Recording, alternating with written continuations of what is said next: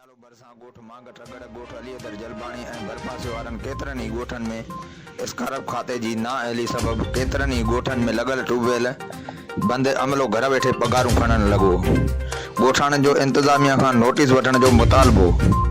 ख़बर मूजिबि प्यालो बरसां गोठ मांग ट्रगड़ गोठ अलीदर जलबाणी ऐं भरपासे वारनि केतिरनि ई ॻोठनि में स्कारप खाते जी नाअहली सबबि भरपासे वारनि केतिरनि ई ॻोठनि में लॻल ट्यूबवेल बंदि अमलो घर वेठे पगारूं खणण लॻो, जॾहिं त केतिरनि ई ट्यूबवेलनि जो सामान पाइप ऐं मोटरुनि समेत केतिरा ई सामान गुम। ट्यूबवेल सालनि खां बंदि पयल सिम कलर सबबि 100 एकड़ ज़मीन बंजर बणिजी वई। स्कारप खाते जा कामोरा ट्यूबवेलनि ते ख़र्च जी मुद में करप्शन करण में पूरा ऐं ट्यूबवेलनि ते मुक़ररु थियल मुलाज़िमनि, ऑपरेटरनि, चौकीदारनि ऐं ॿिए अमले सरकारी ट्रांसफार्मर, पाणीअ जा मोटर, तारूं, कमरनि जा दरियूं ऐं सिरूं बि विकिरो करे छॾियूं।